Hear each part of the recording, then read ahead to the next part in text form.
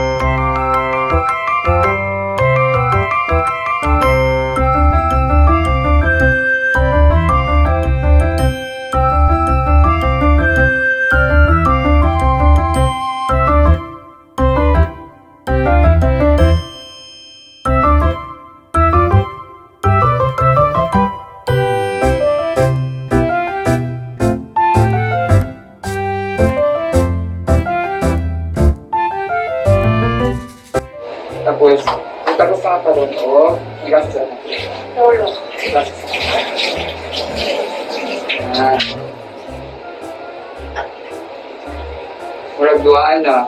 Magdua-dua. 1. Tanaw ha, para ikaw, puli na po ka maglungan. So, tulong ka. 3. So, karon, ibutang niyo mo karon, tayo sa, pag-uspan sa, pag gano'n no, pag mag-tutra po sa pitos, tuwawag kay basahin mo kamot, magsaksak ka mo kulimpihan niya.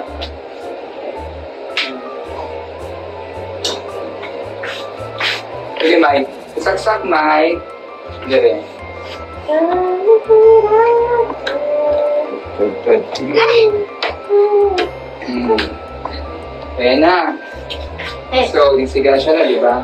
So, ibutangin mo siya din ngayon. Diba? Tapos, panin mo, pindutuin mo. Ayan. So, mamaya, automatic na siya. Maluto na siya, musak ka. Na.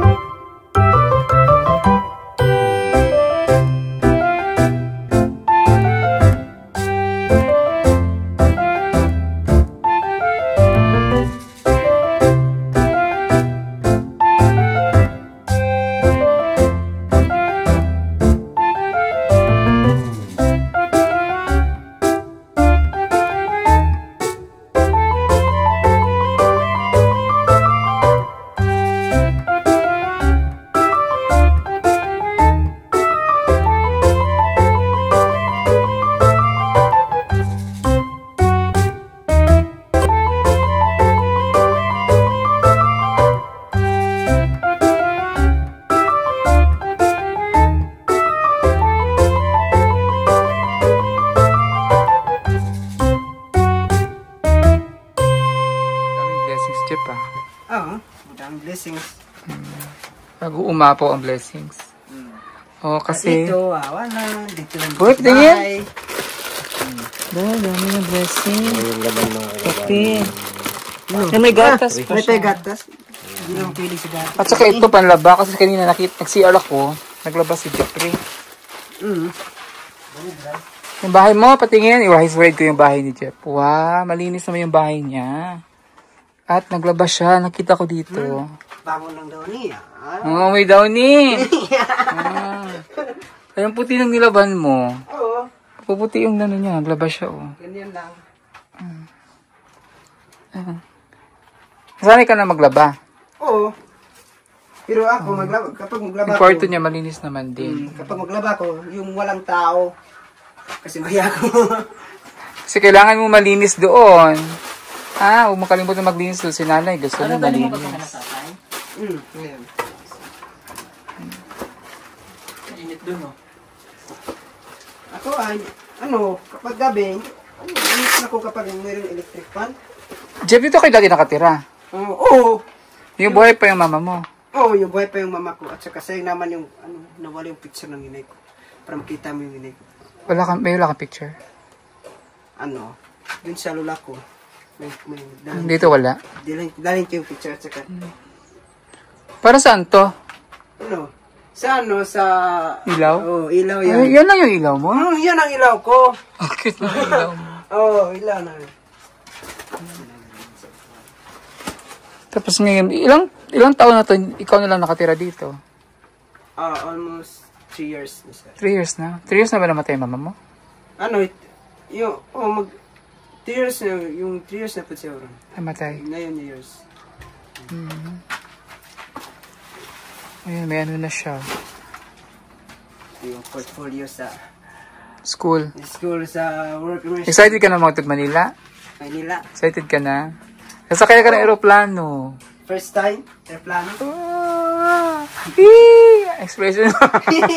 First time, airplane agad. Oo. Nakakatuwa naman. Makasakay sa aeroplano. Excited. So, sabi ni Sir Paul, samahan kita doon sa bahay muna pag lipat mo doon. Kasi ako nag-train kina Maylin tsaka ni Nita nung pumunta doon. So, turuan kita magluto sa rice cooker, paano maglinis ng bahay, paano tapos pasa doon para at least malalaman Araw-araw mo. maligo. Hindi ka ba araw-araw naliligo? Araw-araw maligo. Oo, dapat talaga araw-araw maligo. So, ano masasabi mo kay Sir Paul? Ano masasabi mo kay Sir Paul? Wala. Ate. Hmm? Okay, salamat lang sir kasi wala ka sir. Tingin ka doon. Kung wala ka sir, hindi ko alam kung saan ako tutungo. Kasi hindi ko Sa alam bang mapa. hindi ko alam kung saan ako mapunta, tsaka saan ako mapadpad, hindi ko alam. Ako pa ang mapa.